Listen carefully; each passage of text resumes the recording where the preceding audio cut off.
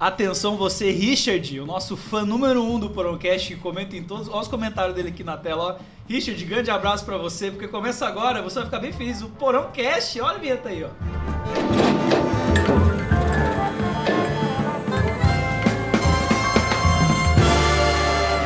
Porãocast, muito bom. Eu sumo por 2 episódios e esquece de fazer o quadro que eu inventei, muito legal, que chama o quadro Cadê o Controle? Então, cadê o controle? Vou esconder ele agora, ó a vinheta aí de novo.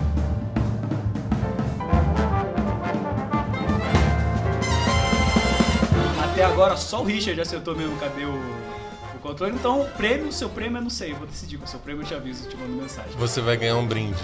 Um brinde. Você vai ganhar a nossa maravilhosa caneca do Porãocast. Só tem 3 até agora. A gente devia fazer mais um, porque eu queria uma, né, velho? Eu apresentei quantos Porãocast, não tem a caneca do Porãocast. Justo. Mas é isso, Porãocast. Nossos convidados aqui, por favor, se apresentem. Vou parar de fazer aquela piadinha do... Qual que se apresenta, Gabi. Bom, eu sou a Gabi. De novo, eu fiz sem querer. Fiz sem querer, é mais forte que eu. Tudo bem, eu sou a Gabi, eu sou a líder jovem aqui do Porão. E é isso. É isso. E você? Tudo bem, eu sou o Murilo, eu sou estagiário do Porão. Olha. Tô no último ano de teologia, então a gente faz estágio nas igrejas e eu tenho o privilégio de estar aqui na Igreja Central de Sorocaba. Dono de um maravilhoso bigode. Obrigado. Porque eu queria ter poder pra tirar esse bigode, mas não tenho queixo. Parece que eu tenho 2 bolas aqui. Enfim, vamos começar com uma oração? Vamos. Por isso se importa de orar pra gente? Vamos orar então. Querido Deus Pai, muito obrigado porque temos a oportunidade de estar aqui, Pai, para a gente conversar um pouco a respeito da Tua Palavra. Que o Senhor possa, neste momento, abrir os nossos corações, Pai, abrir os corações das pessoas que estão em casa também assistindo e que a gente possa ter humildade de entender e aplicar as verdades que a gente vai aprender hoje. É isso que nós te pedimos e agradecemos em nome de Jesus Cristo também. Amém. Bom, Tirinha, grande Tirinha. Tirinha hoje não tá com muita comédia, muito humor. Gabi, você lê pra gente a Tirinha? Leio sim. Falar aqui, né, o que aparece. Isso. Começa com uma figura da Eva, né, comendo um fruto e a serpente ali na árvore. E aí tem a legenda, quando eu pecar, 3 pontinhos. Aí na do meio tem a árvore, né, uma luz vindo de uma direção, que, enfim, a gente deduz que seja a presença de Deus. Uhum. E atrás da árvore, Adão e Eva escondidos, né. E aí tá, não direi nada, 3 pontinhos. Mas haverá sinais no último quadrinho, né? E aí Adão e Eva com vergonha, com medo ali, com a roupinha de planta. Eu queria dar um abraço genuíno Eu de quem achei faz o muito meme. boa essa tirinha. Porque parabéns. Tem uns que eles tentam, não fica tão engraçado, porque é um assunto muito sério. Mas esse eles vão um pouquinho pra frente, mas ainda é sério, fica... Aquela risada que você segura, risada de inteiro. Vem à vontade de rir, não posso. Mas então é isso, né? Vamos começar a falar aí da queda do homem, que ele bota um nome... Acho que já usaram muito a frase, a queda do homem, usaram deserção da humanidade. Lugar no site lá do sinônimo pra Tá cansado de O que eu acho interessante, pra começar aqui, o assunto que eu achei bem interessante, é que o nome da primeira lição que a gente estuda no domingo é o maior esquema de marketing. E eu gostei muito deles terem relacionado o Lúcifer oferecendo o pecado, oferecendo essa nova lei que ele está criando, que para os anjos como se fosse uma pegada de marketing, porque no livro Grande Conflito, olha o Grande Conflito aqui, que a gente distribuiu tanto para as pessoas, tem uma parte que a Ellen White, basicamente, ela meio que compara Lúcifer com um marqueteiro. E não só com um marqueteiro, mas eu lembro que quando eu tava rindo, eu achei muito engraçado, eu comecei a rir bastante, que parece que ela compara Lúcifer com uma espécie de coaching. Porque quando você vai analisar um conteúdo de coaching dos tempos atuais, esse coaching pejorativo, é um quesito de, você tem que melhorar, você tem que ser melhor do que você já é, tem que melhorar com superioridade. Eu acho incrível, olha a luz apagando. Não é pra falar disso, Deus? Putz. Que ele fala assim, ó, eu vou ler aqui, são 5 linhas. Quando foi feito o anúncio de que o grande usurpador deveria ser expulso do céu com todos os seus simpatizantes, o líder rebelde manifestou seu desprezo pela lei do Criador, denunciou que os estatutos divinos eram uma restrição à liberdade e declarou sua intenção de abolir toda a lei. Aí agora vem. Alegava que, libertos dessa limitação, que é a lei, os habitantes do céu conseguiriam alcançar uma condição mais elevada de existência. Perfeito. E além dele querer ser Deus, ele querer ser melhor que Deus, subiria acima do Altíssimo, seria melhor que ele falava a mesma coisa para os anjos.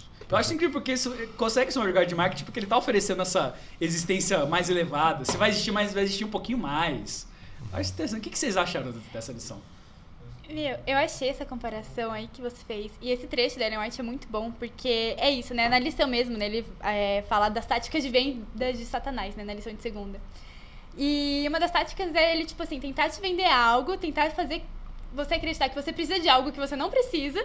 E uma coisa rápida, fácil e que vem, entendeu? O mais rápido possível. Rápido Isso mesmo, e fácil, é. duas coisas que não é. Exato, Tá exato. demorando muito. E aí, quando a gente lê, né, a criação e a gente pega a parte da criação do homem, ele fala que criou Deus, né, o homem e a mulher, a sua imagem e semelhança. Tipo... Você quer ser melhor que o quê? Exato, tipo, isso já é o melhor que a gente pode ser, né? Isso já é a nossa identidade, a imagem e semelhança de Deus. E Satanás vem e fala, tipo assim, não, você pode ser melhor, você pode ser Deus, né? E, de novo, ele tentando plantar nos nossos corações, no coração da humanidade, no coração dos anjos, o desejo que ele primeiro teve de ser Deus, né? E, enfim, achei muito interessante isso. Deus nunca fala pra gente que a gente tem que ser melhor que o outro, melhor. Ele sempre aponta pra descobrir quem você é. Você tem que ver quem você já é e nisso você cresce. Não ficar focando lá. Lógico que a gente tem que ser melhor porque agora a gente é pecaminoso. Então, sim, tem que procurar a melhor versão de nós mesmos, tendo como foco Jesus, né? No plano que nós estamos pecaminosos, a gente tem que sim abandonar o nosso pecado e sempre ir pra Jesus pra procurar essa melhora. Mas ele nunca coloca você melhor que o outro pra ficar evoluindo. Não, ele já criou uma coisa muito boa. É só você descobrir que coisa é essa. Exatamente. Cada um é tipo... É a sua maneira, né? E é muito louco isso, né? E Satanás, ele faz a gente acreditar que realmente, não, a gente precisa ser melhor que o outro e o foco, de novo, tá em nós, né? Então eu me comparo com o outro, eu sinto inveja do outro, eu quero ter o que o outro quer porque eu acho que é melhor. A grama do vizinho é sempre mais verde, né? Aquele ditado. E Deus vira e fala, tipo assim, não, o foco não é você, o foco sou eu, né? Eu te criei, é em mim que tá a sua identidade e eu vou te transformar na sua melhor versão, né? Mas não com parâmetro mundano, né? Com os parâmetros de Cristo. Exato. Bruno, tô achando você quieto. Fale conosco. Tô prestando atenção no que vocês estão falando. Vocês conseguem vamos abrir em Isaías 14? Eu acabei de cometer um pecado que eu tô sem minha Bíblia. Pega aquela ali, ó. Então, não, tá mostrando onde é que tá o controle. Agora já descobrimos o controle. A Bíblia mostra a verdade. Alguém consegue Aí, ó. abrir em Isaías 14? Vamos. Tem... Calma aí, deixa eu abrir aqui também. Enquanto isso eu vou falando, porque eu não tô a fim de cortar essa Isso. parte. Mas Aí, eu queria... Mas eu queria mostrar Isaías 14, porque vocês estão falando um pouco da persuasão do inimigo, né? E da questão de que ele faz um marketing pra gente. E ele externaliza... Você citou um grande conflito aí, na relação do grande conflito, que ele tenta fazer um marketing pro céu, né? Para as criaturas, pros anjos celestiais. Só que ele faz a mesma coisa também com a gente aqui na Terra, né? Ele promete a mesma coisa de se elevar, de que vocês vão... Que Deus está retendo, assim, de alguma forma, um benefício para a humanidade, né?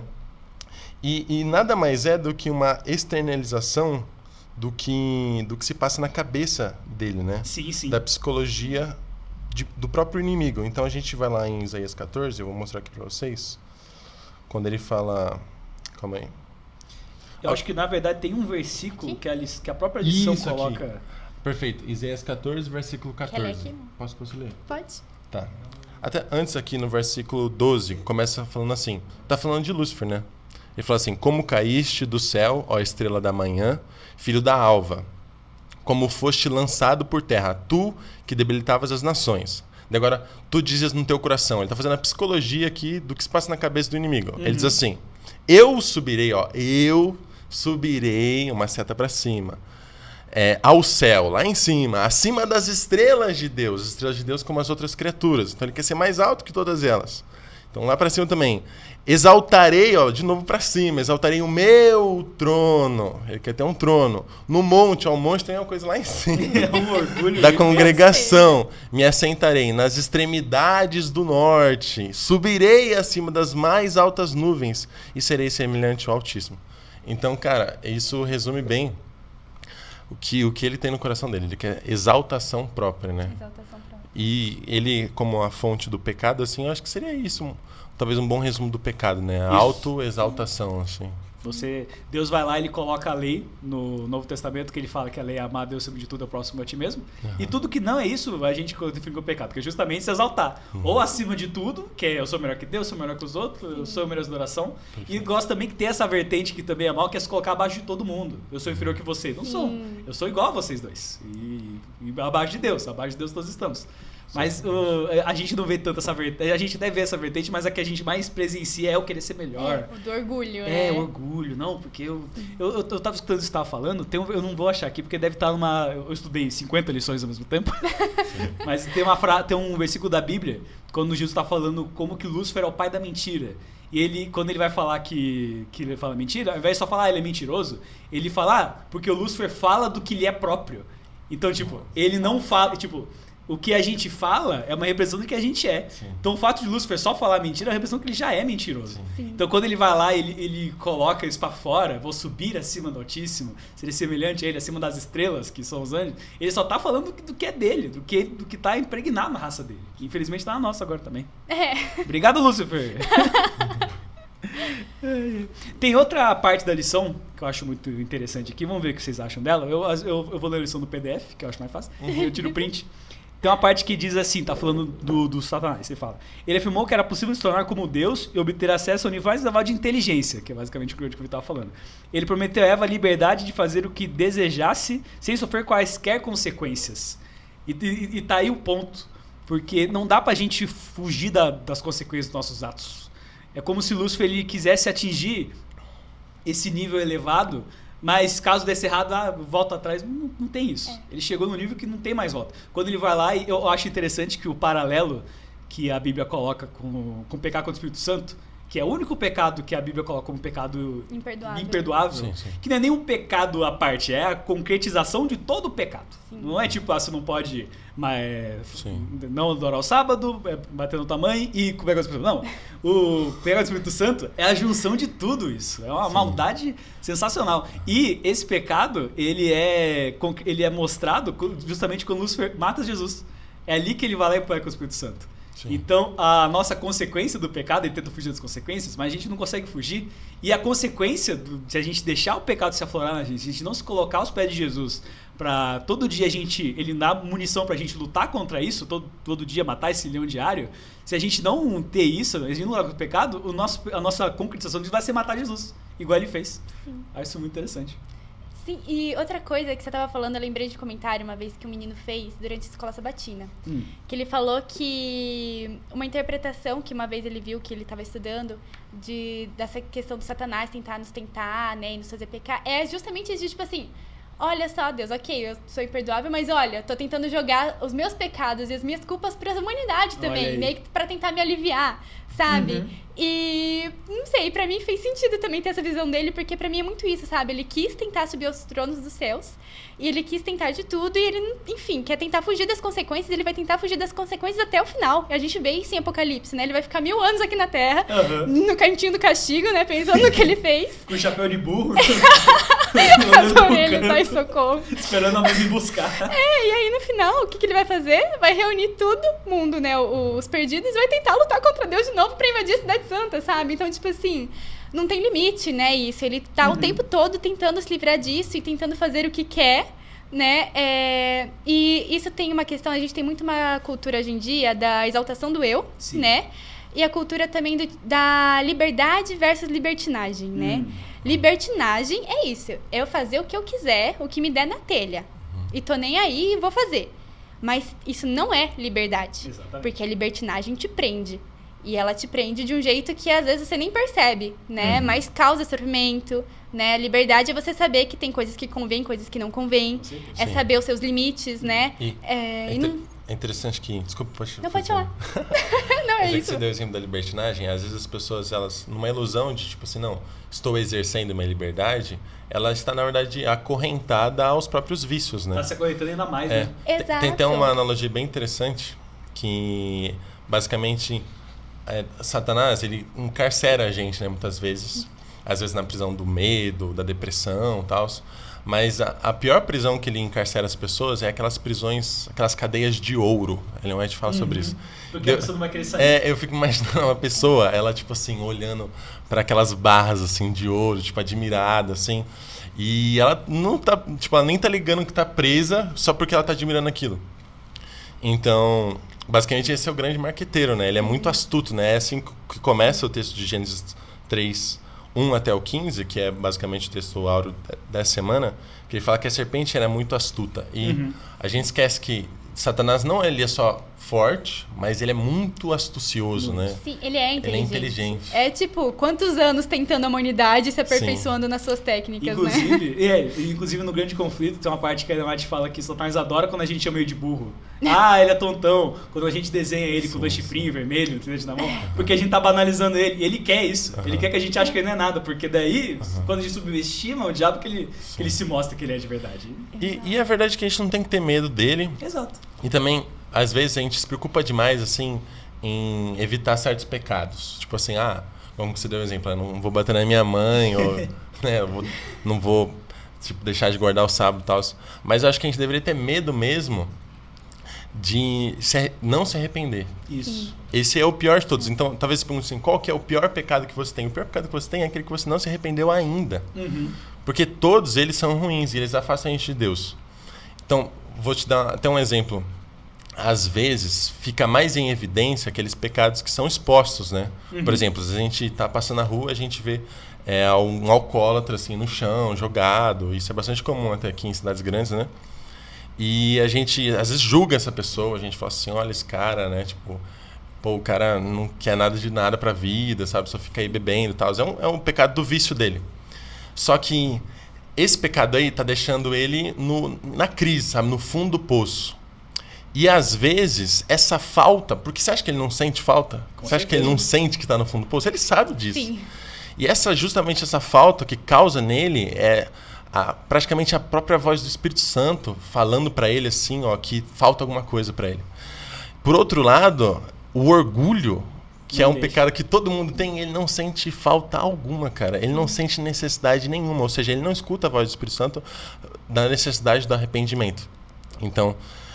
por mais que não seja um pecado em evidência, mas que todos têm, ele acaba sendo até mais perigoso nesse sentido, porque é mais difícil do arrependimento dele. Então, pra gente prestar atenção nisso, né? Talvez, cara, o pior dos meus pecados é aquele que eu não me arrependi ainda. A gente cai naquela história do publicano e o fariseu, né? O publicano chega, ele tem o reconhecimento de que ele é pecador e de que ele necessita da salvação e da misericórdia. E o fariseu não, pra ele é o bambambam. Ele não tá errado. Olha, Deus, né? Tipo, obrigado, eu sou... obrigado por não ser... Ele agradece um monte de coisa bizarra. Sim, sabe? Obrigado porque eu não sou um pecador, mas ele é um pecador, né? Exato. E... O pior pecado é aquele que a gente não sabe que tá ali. Exato. Quando a gente não consegue entender o que de fato é pecado, o que é a definição do pecado, a gente começa a achar que um polvo é o tentáculo dele. Eu olho para o tentáculo do povo, é um polvo inteiro. Não, a gente tem que olhar para isso, isso é um pecado, mas por que isso é pecado? E a gente volta pro orgulho de Lúcifer, a gente volta pro orgulho que a gente sente, a gente sempre volta para essa necessidade de ser melhor que o outro. Outra coisa que você falando de sentir, né? Uma coisa que a gente cai muito erro é da gente colocar os nossos sentimentos como parâmetro. Isso. Então, se eu tô confortável, se eu tô me sentindo bem, então tá tudo certo. Se eu tô desconfortável, então não tá tudo certo. E não é isso que a Bíblia apresenta, né? Os nossos sentimentos, eles são enganosos, né? Tem uma tabelinha que, acho que na lição de terça, que eu gostei, achei muito interessante, né? Que ela coloca lá os passos do pecado, né? E vai colocando, e um deles é você medir as coisas de acordo com os seus sentimentos. Então, o seu sentimento é parâmetro. Sentimento é importante. Com certeza. É muito importante você validar e tal, mas ele não pode ser o seu parâmetro, porque o que não te deixa confortável, o que te tira do conforto, muitas vezes, é o melhor pra você. Com certeza. Né? E o que tá confortável, nem sempre é o melhor. O que te faz bem, nem sempre é o melhor. Com certeza. Né? A gente tem que pensar que a natureza pecaminosa e a natureza de Deus são naturezas completamente opostas, como água e óleo que não se juntam. Então, quando a gente tem essa natureza pecaminosa, a gente entra em contato com Deus de verdade, machuca, dói, a gente se incomoda. E isso é bom. Exato, é incômodo. Você fica, tipo, desconfortável. Você fica, meu Deus, eu só quero voltar pra minha concha, mas não. Inclusive, eu vou até pedir pra vocês abrirem em Números 11. Eu tô fazendo o meu no bíblico. Eu acabei de ler uma parte que mostra exatamente como que a gente precisa desse incômodo, essa saída da zona de conforto para chegar a ter Cristo. Acho incrível que Números também é um número muito... É um número não, é um capítulo... Também é um número, né? Mas é um capítulo meio bizarro, porque ao mesmo tempo que ele é arquivo morto do sacerdote, porque quem fez qual sacrifício, não sei o que, ao mesmo tempo é muito lindo de se ler. E tem os 3 primeiros versículos do capítulo, eu acho muito bonito. Eu vou ler aqui. São 3 versículos, pode deixar que eu leio. Que faz o seguinte: queixou-se o povo de sua sorte aos ouvidos do Senhor. Ouvindo, o Senhor acendeu-se em ira, e fogo do Senhor ardeu entre eles, e consumiu as extremidades do arraial. Então o povo chegou pra começou a reclamar das dificuldades que eles estavam tendo. Porque a gente não tem carne. Todas aquelas reclamações que eles faziam. E essa natureza pecaminosa de se queixar, de se achar mais importante, irrita o Senhor. Sim. É uma coisa completamente oposta. E isso desencadeou Jesus começar a botar fogo nos lados do acampamento. Aí se e aí se a gente entra nas outras lições também, que é separar, que o pessoal tenta separar amor de justiça. Porque se ler só esse capítulo, Jesus é só justo. Reclamou, tô botando fogo. Mas no próximo versículo 2 tem. Então o povo clamou a Moisés e orando, este ao Senhor, o fogo se apagou. Então a gente consegue ver claramente em dois versículos sensacionais que a nossa natureza pecaminosa incomoda o Senhor. E a natureza gloriosa dele incomoda a nossa também. Sim. Então a gente não pode fugir, tô desconfortável, eu tô numa igreja onde o povo só fala coisa que eu não quero escutar e ir embora. Não, porque tem que incomodar. Essa coisa incomoda. Sim. E tem que incomodar. O Deus incomoda a gente pro nosso bem. É a partir do incômodo que vem a mudança, né? Exato. Que dá a oportunidade de mudar, porque senão você nunca vai mudar. Uhum. E é interessante também que, voltando até pro texto da semana, que você falou dos sentimentos, né? Como eles enganam às vezes. Eles são meio variáveis demais, né? Sim. Tem muitas coisas que variam os nossos sentimentos, não é só Jesus. Sim. Exato, muitos circunstâncias, fatores. Qualquer circunstância você muda seus sentimentos. Se alguém me tratou mal ontem, eu vou chegar na igreja e ficar triste. E às vezes a mesma situação pode fazer você se sentir de uma forma num dia e completamente diferente do outro. Exato. Né? E tipo assim, imagina só como deveria estar os sentimentos de Adão e Eva depois que eles pecaram. Nossa. Porque a Bíblia é clara. Deus disse para eles que se eles comessem do fruto, eles morreriam, né? E a primeira coisa que eles fazem depois que eles comem do fruto e eles escutam assim Deus se aproximando, eles se escondem, né? Eles se escondem porque eles sentem medo. E tem outros sinais, né? Eles percebem que estão nus, enfim, imagina como devia estar a cabeça deles naquele momento e o clima. Imagina só, eu nunca senti essa sensação de morte, assim, lógico. Sabe? Tipo, a sensação de que a morte está à sua frente, à sua porta, né? Tanto que depois que eles não morrem, o texto ele segue, né? A gente poderia passar até um bom tempo falando sobre isso, mas tem vários momentos aqui que Adão e Eva, eles basicamente comemoram, sabe? Porque Adão, ele fala pra ela, tipo assim, você vai ter que chamar Eva, porque você é a mãe de todos os viventes, né? Depois que ele anunciado para eles que eles vão viver mais, na verdade, né? E depois do versículo 15 também, que a gente pode deixar até mais para frente, que é o versículo principal de hoje. Mas então, o sentimento deles de medo poderia ter enganado eles, porque às vezes a gente acha que quando a gente peca, a gente foi derrotado pelo inimigo. Mas a gente não é derrotado pelo inimigo quando a gente peca. A gente é derrotado quando ele convence a gente de que a gente não tem um Salvador. Sim. Então imagina só, muito provavelmente eles não se tocaram que eles tinham um auxiliador lá naquele momento, né? E muitas vezes a gente... E essa outra face daquele negócio que a gente falou do orgulho. O orgulho também faz com que a gente não sinta que precisa de um Salvador. Só que também o medo excessivo, essa quase que... Bota a gente pra baixo. Né? Essa coisa que deixa a gente pra baixo, até da gente pensar que talvez nosso pecado é tão grande que Deus não pode perdoar, também é uma forma da gente pensar que a gente não tem um Salvador. Não que a gente precisa, mas que a gente não... Deus não tá pra gente, né? Isso é horrível. O orgulho faz também. A gente achar que a gente é onipotente, onisciente, onipresente, sem a gente ser nenhuma dessas coisas. Nada. Então você fica doido, porque você quer controlar tudo ao mesmo tempo e você se eleva e você não tem um alívio, né? Você vive com medo e com esse peso e às vezes você nem percebe. Quando você se desconecta de Deus, tem que se conectar a alguma coisa.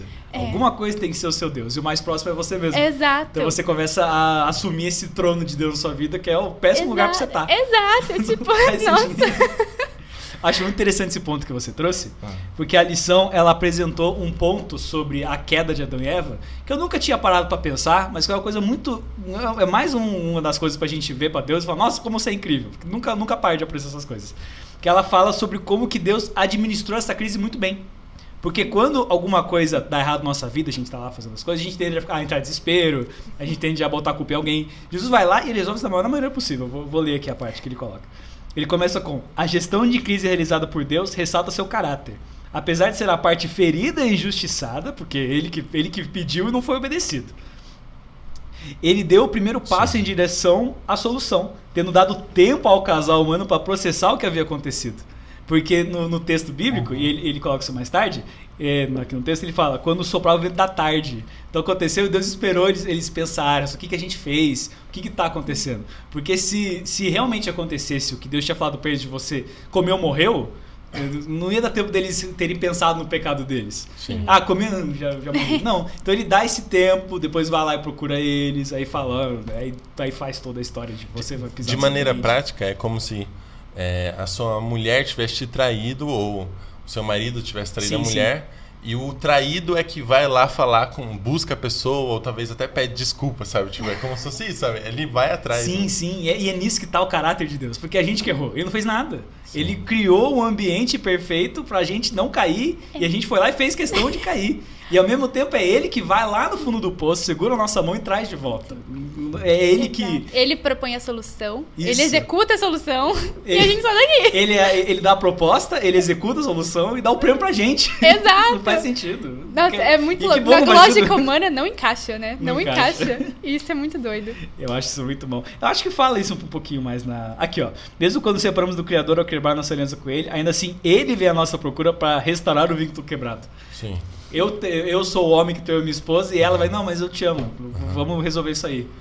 É interessante que ele tenta reconciliar, né? Ele faz uma reconciliação porque quando o homem e a mulher eles pecam, eles rompem 2 relacionamentos, né? Aquele vertical com Deus e o horizontal. E ele reconcilia o vertical de várias maneiras, né? Ele dá peles para eles cobrirem a nudez, a vergonha da raça caída. Ele também faz aquele proto-evangelho, que é no versículo 15, né? Ele fala lá da serpente. E dá... o calcanhar. Isso, carcanhar. O descendente, né? Enfim. Mas de forma horizontal também, até esses textos aqui que às vezes a gente interpreta bem mal. É uma curiosidade bem interessante. O versículo 16, por exemplo, que diz assim, ó: e a mulher disse, multiplicarei grandemente a sua dor e a tua conceição. Com dor darás luz aos filhos, e o teu desejo será para o teu marido, e ele te dominará. Às vezes a gente lê esse texto e muita gente pensa, mano, mas que bênção. Tipo assim, essa é uma maldição, né? Só que na verdade são bênçãos aqui, vou explicar para vocês. É porque, primeiro, ela tá um pouco mal traduzida, assim. Primeiro que essa parte as pessoas interpretam isso até como se Deus estivesse prevendo machismo, assim, na humanidade, né?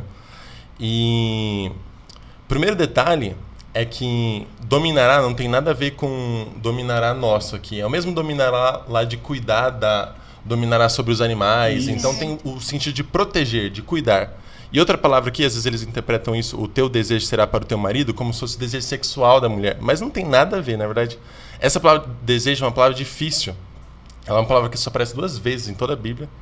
Mas ela seria melhor traduzida como talvez... o teu respeito, ou você vai escutar, entendeu? Tipo, a sua admiração. E o que tinha acontecido anteriormente era que quem a mulher escutou? A mulher escutou a serpente, não é verdade? Então é como se ela até tivesse invertido a hierarquia, né?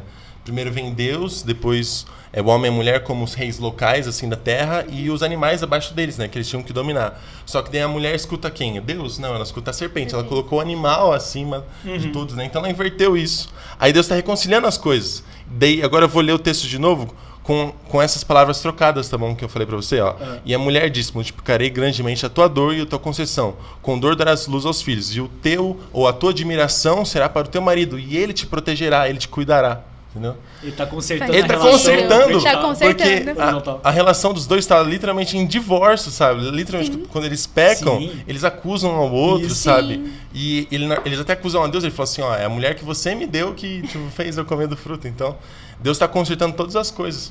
E até essas dificuldades que ele dá para... Ele coloca espinhos e abrolhos, ele fala que do suor da terra o homem ele teria que trabalhar. Todas essas coisas é o que a gente falou, traz... uma necessidade. E essa necessidade é justamente o que vai fazer a gente voltar para Deus. Imagina só se a gente estivesse confortável com o pecado. Cara, a gente nunca voltaria para Deus. Nunca ia sair do lugar. Quando eu machuco a minha mão, se eu não sinto dor, eu não vou colocar curativo. Médico. Se tem um fogo aqui, eu boto a minha mão no fogo. Ela não tá doendo? Eu vou deixar a mão aqui, ó, fogo. Exatamente. Não tem porquê. Jesus, ele permite que a gente sinta essa dor pra gente ir aos pés dele. Porque pra gente sair do lugar, né? Exato, pra gente justamente ir pros pés dele. Acho isso fascinante. Exatamente. E no grande conflito, a forma que Satanás ele tenta ganhar da gente é mudando a nossa visão de Deus, né? Não sei se vocês perceberam Sim, isso. com certeza. Ele tenta até distorcer aquilo que Deus diz pra gente mudar a visão que a gente tem de Deus. E quando a nossa visão de Deus fica desfigurada, tudo na nossa vida se desmancha, porque se a gente é a imagem e semelhança de Deus e eu não sei direito quem é Deus, Quem eu então sou, eu não então. entendo Quem que sou eu? nem quem eu sou, exatamente. Aí eu começo a sentir coisas confusas, né? Sim. Tem um versículo, não é versículo, não é a Bíblia, mas tem uma parte no livro que eu gosto muito que diz que a gente é um reflexo de Deus. Então é como se Deus fosse a luz que ilumina a nossa identidade. Então, de fato, a gente só consegue ver quem a gente é porque Jesus está brilhando. Da mesma maneira que eu estou vendo vocês dois porque tem um monte de luz ligada, Jesus é a mesma coisa. Então, quando Ele ilumina a minha vida, quando eu permito que Ele ilumine a minha vida, porque a gente tem o livre-arbítrio, vocês conseguem me ver de verdade. Então, se Ele não ilumina a minha vida, eu não consigo me ver, vocês não conseguem me ver e surge o pecado. E fica tudo confuso, Fica né? tudo bizarro, fica tudo feio. E eu acho muito interessante também que nessa parte de Gênesis que a gente tá lendo, e é um texto relativamente curto, a gente não consegue ver que, tipo, provavelmente tava todo mundo brigando ali. Porque o Adão bota a culpa na Eva, a Eva bota a culpa no Adão, então é legal a gente pensar que realmente tava tendo uma briga. Jesus tava tentando reconciliar todo mundo. Não, calma, vamos voltar ao normal. Vamos pensar, gente. E ele faz essa reconstrução da relação, tanto vertical quanto horizontal, durante a Bíblia inteira. O próprio livro de Levítico, com a construção do templo e do esquema de sacrifício, é ele tentando consertar a linha vertical que foi quebrada. Não, se a gente pega os 10 mandamentos, é isso também, né? Isso, Os 10 4 mandamentos. primeiros é a questão do vertical, de Ele tentar vindo aqui reconciliar. no Novo Testamento morrer e sendo um mestre também falando as coisas que ele falava. Exato. Acho isso, nossa. Então, estamos chegando ao final. Já tá muito bom esse assunto. Tem um versículo central da O da 15, lição. né? O 15. Qual que é o 15 mesmo? A gente já leu, né? E eu Ele acho que citou, acho esse que não 15 leu. a gente não leu. Vamos citar ele, então, pra gente terminar. Posso ler? Pode, claro, por favor. Diz assim: E porei inimizade entre ti e a mulher, entre a tua semente, né? E a sua semente. Esta te ferirá a cabeça, e tu lhe ferirás o calcanhar. Que ele fala pra cobra que é Lúcifer. Exatamente. Aqui, essa é uma boa expressão, né? Proto-evangelho. É como se fosse uma sementinha, assim, de tudo que Jesus viria fazer, né? Em cinema chama flash forward, que você mostra o filme inteiro pra depois contar o filme. Exatamente. Ele resumiu aqui toda a história. É aquele cabeçalho do artigo, que tem 3 linhas e tem que falar do artigo seguinte que vai ter. Ele faz a mesma coisa. Acho sensacional. Isso é muito bom. E é legal ver esses paralelos que tem aqui dessas passagens de Gênesis 1, 2, 3 e com o Evangelho, né? Porque, por exemplo, na criação, ninguém pôde testemunhar o poder da obra criadora de Deus aqui, né? Nem Adão e Eva, né? Eles foram criados no último dia. Mas quantas pessoas não puderam ver, assim, esse mesmo poder dando visão aos cegos, né? Curando os coxos, assim, restaurando vida àqueles que estavam mortos na vida de Jesus, né? Ele sendo esse evangelho vivo, assim, e testemunhando para todas as pessoas. Essas mesmas mãos, assim, que fizeram o mundo agora se sacrificando por nós, né? Que basicamente, eu acho que talvez em outro dia a gente consiga elaborar mais esse texto, né? Porque é um texto bem complexo, esse versículo 15, do que significa tudo isso. Mas basicamente ele está colocando o grande conflito, né? Ele está falando a descendência da serpente, a serpente contra o descendente de Eva, né? Aqui está no singular, então é uma pessoa específica e essa pessoa é a pessoa de Jesus Cristo.